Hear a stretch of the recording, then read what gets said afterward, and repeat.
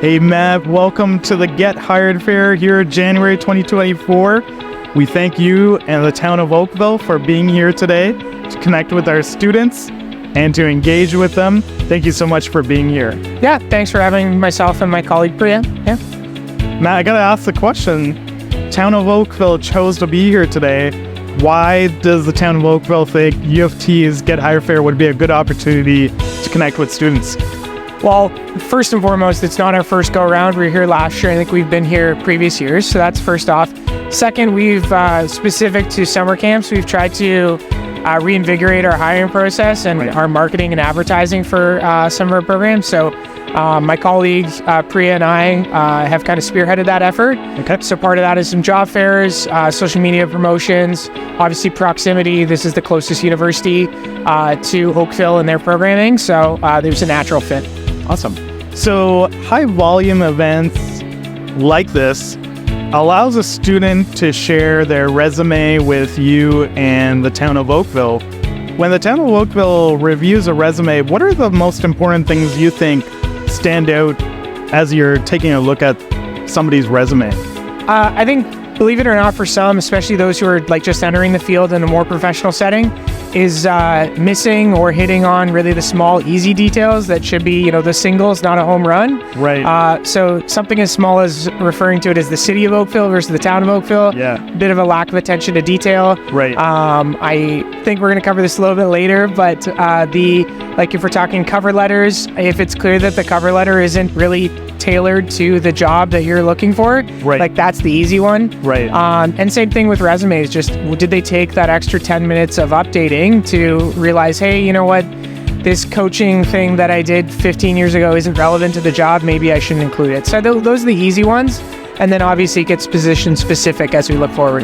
I'm guilty of it. First thing in the morning when I met you, I said, welcome. And then I said City of Oakville. So I totally get where that could always hit a nerve while you're reviewing resumes and things like that. And we've all seen that happen before. High volume events. You're here meeting so many students throughout the day. Do you have any tips or thoughts of how a student can stand out and make an impression to you and your team? I think if they're just like a job interview, if they're asking just unique questions, not just, okay, so what does Oakville do? But they're asking, okay, so what's your favorite part about the job? I was surprised it took me until about 2.5 hours through before somebody said, what do you like about your job? Or why do you like working for Oakville? Why haven't you left?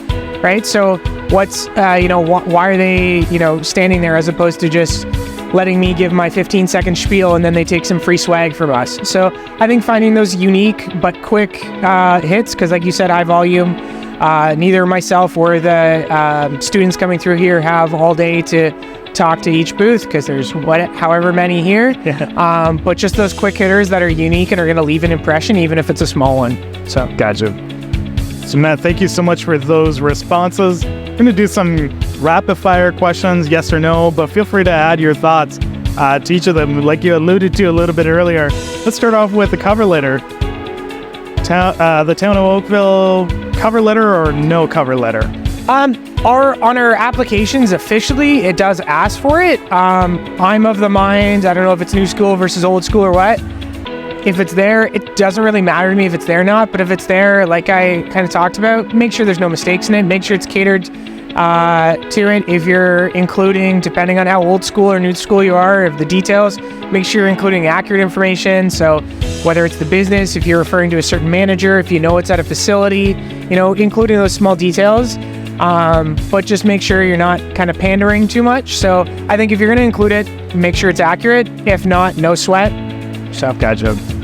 So does the Town of Oakville use social media platforms like LinkedIn to recruit students?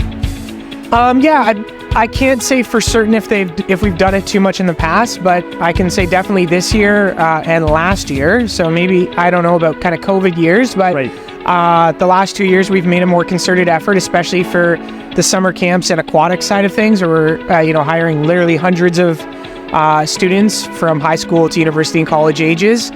So we definitely have been including Instagram ads, whether it be paid or just on our own profiles, Facebook, definitely LinkedIn. We definitely have the flexibility for our full-time staff such as myself to kind of share that and get that out to more avenues there. But we've definitely been using those 3 platforms more recently. Okay, great.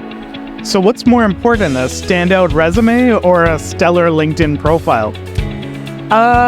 I think resume first and foremost, just because that's going to be where their professors and teachers and parents have been drilling in where to put the content. And then, maybe use LinkedIn just like a random Google search. You see, okay, is the information lining up? Are they, when they're switching jobs, they keeping that all up to date? So it's that unofficial background check, but resumes first. Okay, fantastic. You've probably looked at hundreds and hundreds of resumes by now. So I've got to ask, how long does it take for you to review a resume? For entry-level positions or camp counselors, some sports instructors, we're hiring those 16 to 20-year-olds. You can get through a resume kind of understanding yes or no probably in 30 seconds. And then if you're like, oh, I'm on the fence, maybe I'll read further. But yeah, there's definitely some information that jumps off the page one way or another if you have a gut instinct of saying, I'm going to go with this one, especially if you have hundreds to look for. Yeah. You can't spend an hour or two on every resume calling up background. So yeah. How important is it for a student to follow up with a thank you note post the interview? I think it's weird. As an applicant, I think it's a little old school and unnecessary. But on the other side of things, when I've been the hiring manager or the part of the hiring team, when somebody's put a thoughtful one, not just a one sentence, but a thoughtful note back, I'm like, oh wow, that did stand out, because this day and age, especially for entry level stuff, you don't see those. So as long as it's a thoughtful response, I think it's worthwhile. If it's 1 or 2 sentences, you shouldn't have bothered. Sure.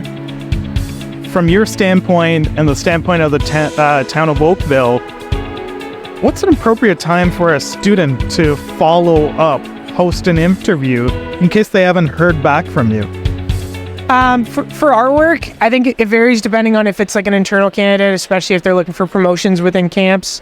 If we're looking from a camp avenue, usually our processes and those who are familiar with our interview processes, it's going to take a couple weeks. So I'd say anything outside of 2 weeks, even if we can't give a real thoughtful answer outside of, hey, please stay tuned. Even if we're not able to apply much more, I think outside of 2 weeks is more than reasonable. Okay. Anything inside of that, maybe you're seeming a little naggy. Pushing buttons. Yeah. Okay. Sounds good. Matt, thank you so much to you and the Town of Oakville for being here at the Get Hired Fair, January 2024 iteration. Thanks a lot for your input as well. Appreciate your time. Thanks for having us once again.